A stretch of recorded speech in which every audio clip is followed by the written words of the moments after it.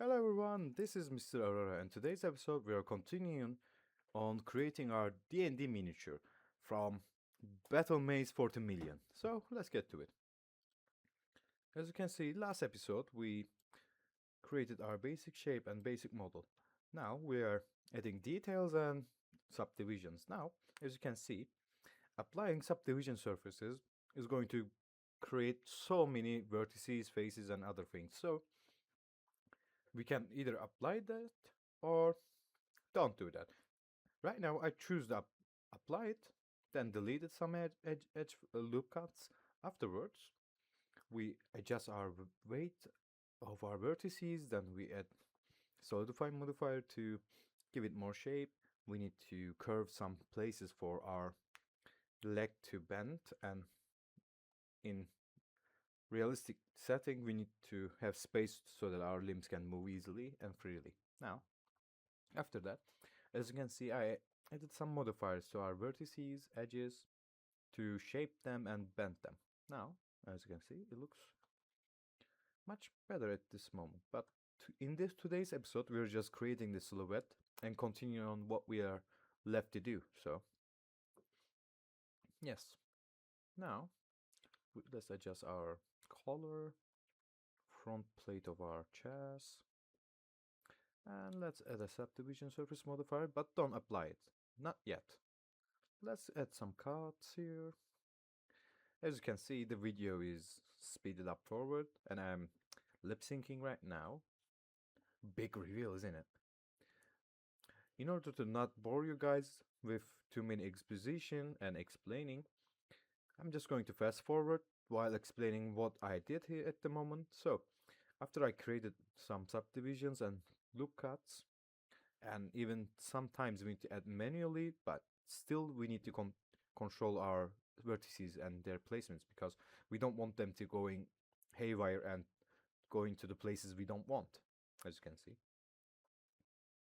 Remember, a good topology is a good model.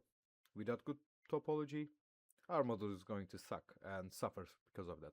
We need to add loop cuts here.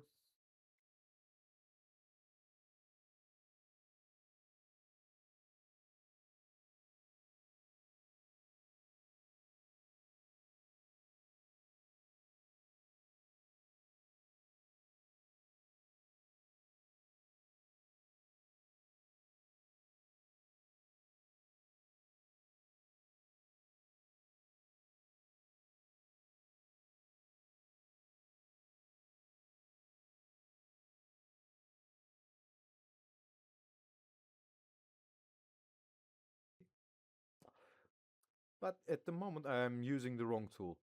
I should have used the one at the lower vertex crease. That's the setting we need to use in order to create shapes and define edges while using subdivision surface modifier, because subdivision surface is going to subdivide every possible surface on your model and smooth out everything else. So because of that, it will help us model and create models so much faster than regular techniques, as you can see. Some call this technique subdiv um, modeling. It's just modeling, in my opinion. But we are using it, so it's a defining feature of it.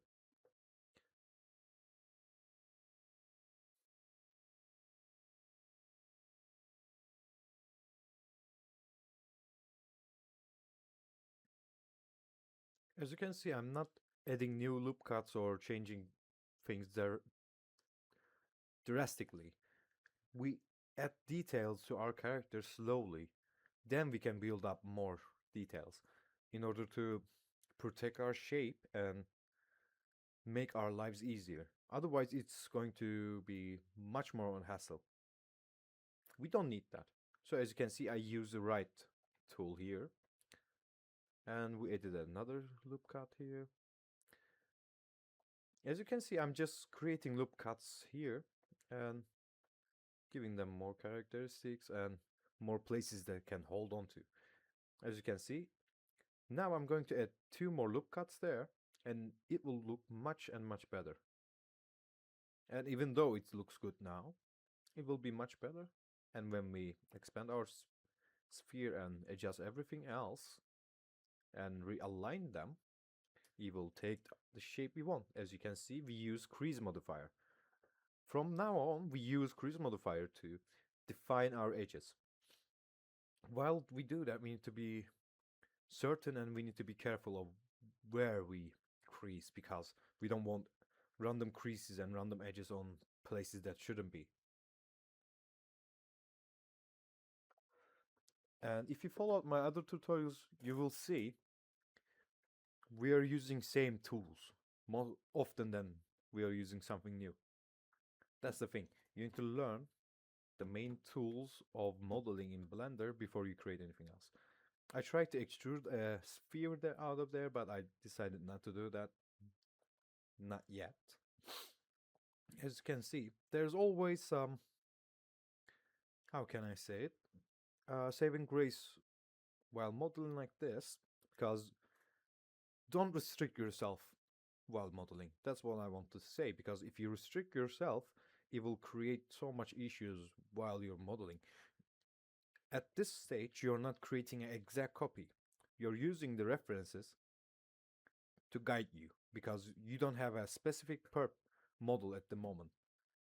And while working with concept arts, you need to have every part of the character concept art driven, because otherwise, like this, you're going to be left in the dark. And from there, it's going to be much harder to create a good character.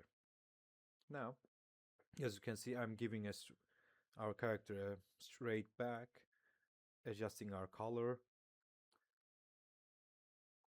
making sure everything fits together. This place I wanted smooth so that I can extrude some grills from there.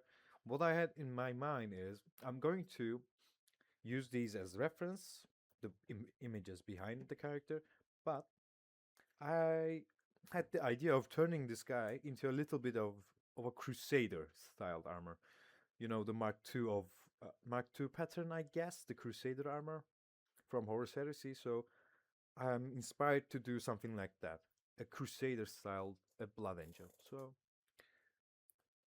we are just creating the silhouette and adjusting our shapes and creases.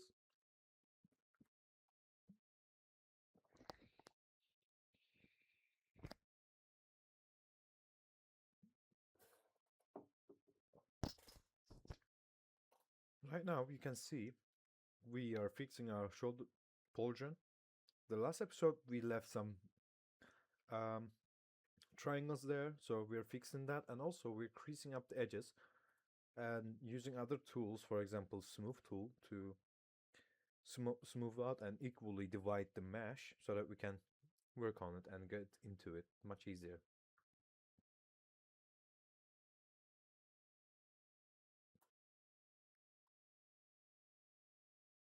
Also, we use smooth modifier to make sure what faces will be smooth and what faces will be highlighted so that it's easier to define. Okay, now we add our crease here as well, and we crease the edge as well in order to give a 90-degree angle. Sorry about that.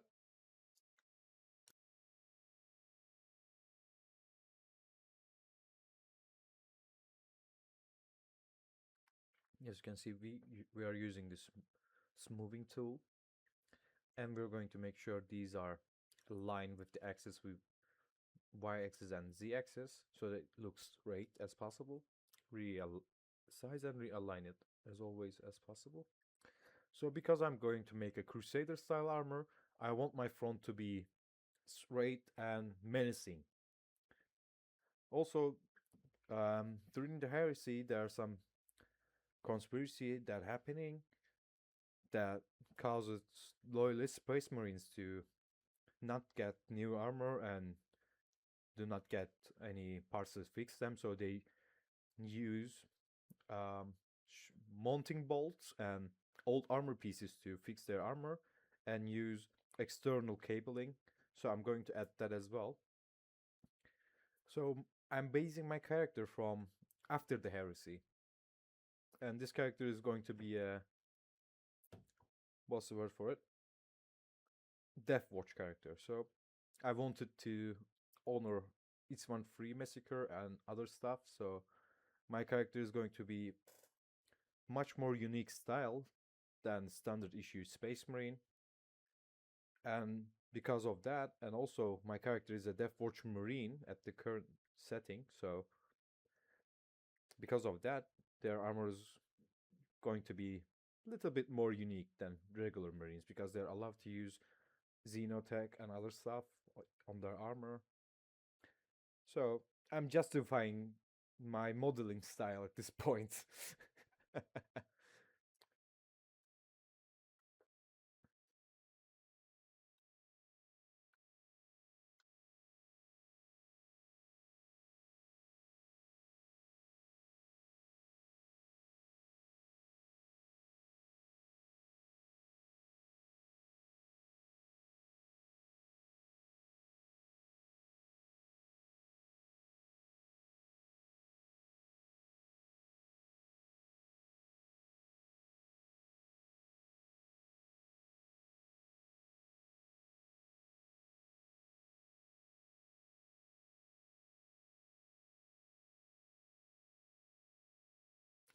I want my character to be more akin to a pillar because chaplains are spiritual guides and sometimes leaders of their chapters. So I want my character to be resemble a structure, a building, because he needs to stand in order to make sure everybody else stands with him. So I make sure to give him smooth surfaces and structure beam like creases and extrusions because at the end of the day this character is going to be gothic inspired and it's going to look like that it is this character came out of a cemetery instead of a battlefield, a grim representation of death and duty at the same time. So we are trying to make sure that he looks like a statue, more of a myth than a character.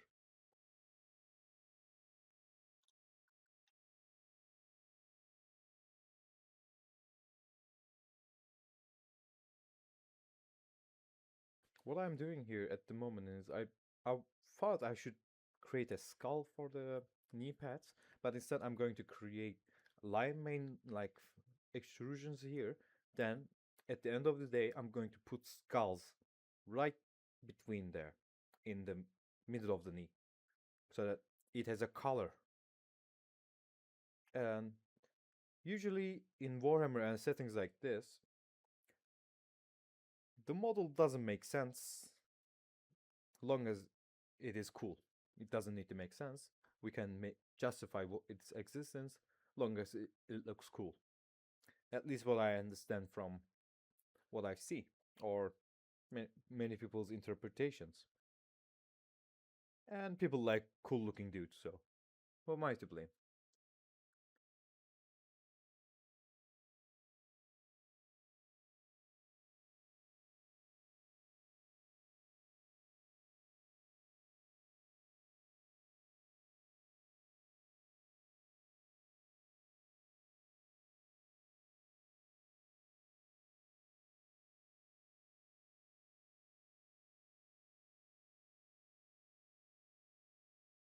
Well, as you can see, I tried to give this character medieval knight style feet. It took a lot of trial and error. That's the beautiful part. We need to try and fail while modeling and doing something there to make sure that it looks similar to what we had in mind and realizing the limitations of our knowledge and experience at the moment. That's the beautiful part of modeling anything because it might look better than you expected or it will look worse than you expected, but at the end of the day you did try it. So that's the most important thing. You tried even though you failed.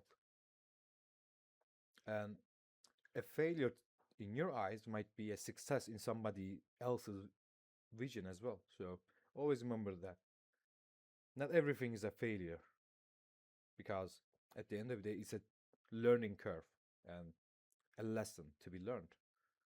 Now, what I'm doing there is I'm using bridge modifier tool to create the electrical wraps of our character. So let's adjust what we're going to do, and let's see how it look while we're trying to adjust and modify our tool. Looks much better, but I'm not happy with its placement, so let's try it and make it a little bit better. I wanted to come behind on top of the shoulders and join in the front, like parachute straps. And after we're done with that, I'm going to add some characteristic images and other stuff to the detailing part. So this is just bare bones of our character. Always remember, it's not done until we are done. Well, that's not that good saying, but what I'm trying to say is the finished process is up to us. We call the shots because right now we are the modeler. And we need to make sure that it looks good. It is it has a good flow, edge flow and other stuff. As you can see, I tried too early to do show these straps and failed beforehand, so I go back in there and readjust that from the beginning to make sure it looks much better, because I tried to fix it after I extruded it, and because of that I failed many times. And I let these parts inside of the video to show you that failure is part of the process. Without making little mistakes like this, we're not going to succeed in the end of the day. So we go back, we adjust our lines, loops, and we make sure they're in line. And instead of extruding immediately, I'm going to give it more separation and make sure that it is connected to the main part. And don't worry, I will connect it to the front part as well.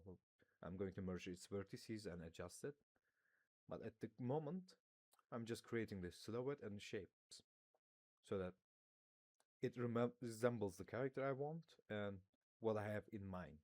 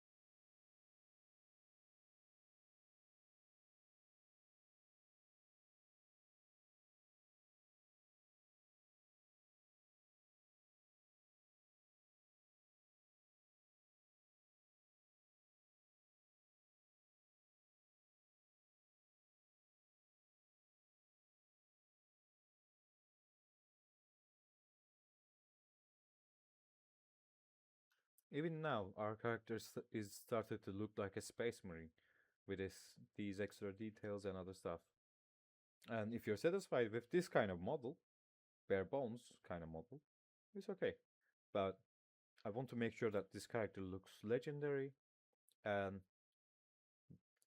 I want it to look like a professional work. So I'm still going to continue on and add more details and characteristics part as well, because I'm going. I'm the one who's modeling at the moment, and this is not done until we say otherwise.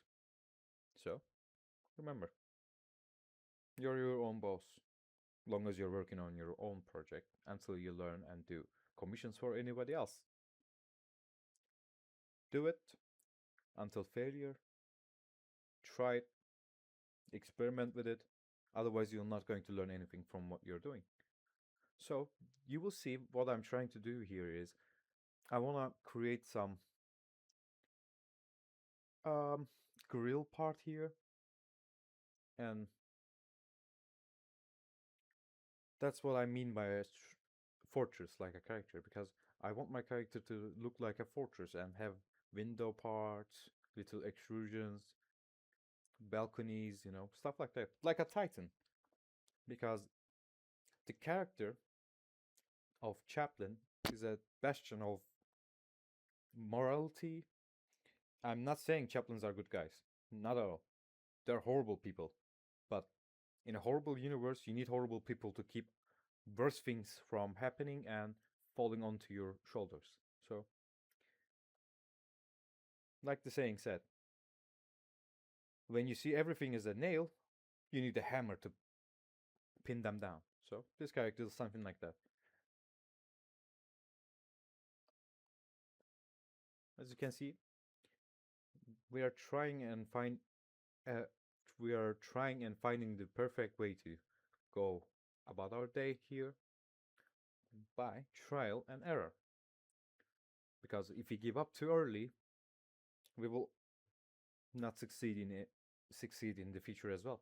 So we need to succeed here via failing and trying. Otherwise, there's no point to it. Also remember this. You don't always need to give too much detail, because as you can see, bringing too much detail can also kill your character or design as well. Because yes, we need to explain our character and give it details in order to bring it to life. But when we give it too many details and too many unneeded parts, accessories, and other stuff, we will kill our character instead of giving it more unique look. Because overdressing sometimes kills the interest of anyone who's seeing your model. Oh yes, your character looks badass, yes, but it looks like a mess instead of a character. It looks like a mishmash of random stuff that you put there. So always be mindful of that, because when you're modeling, you might get the idea, oh, this would look good on this character, so let's put it as well. And inherently, it's a good idea to do that, but in the end of the day, when you give it too many details or too many characteristic stuff, it will drown the character instead of making it look unique. You make an orc character, because orcs use trash and they pile up everything in order to create stuff. So we don't want that. As you will see at the moment, after some time, I'm going to create another surface here and put it on the side of the leg. But instead of giving it more beautiful look, it will look like it's a random junk that I put there. So I instead opted to remove it, because it's not going to look good, and it will break the illusion of the character. So be mindful of that. So that is all for today's episode. As you can see, we modeled, we use other tools, we use variables, subdivision surface modifiers, mirrors, solidify tools, booleans, and other stuff. And you can see what buttons I use from the left corner, and understand what I'm doing as well. So I leave it to you guys to try it out yourselves. If you like this video, please leave a comment. And if you didn't enjoy my videos, please let me know in the comments below. Let's talk, let's get to know each other and what you guys would like me to do next for you. So, if there's any other question, I'll see you in the next episode. Stay safe, stay awesome, and remember, good topology is very important. Bye.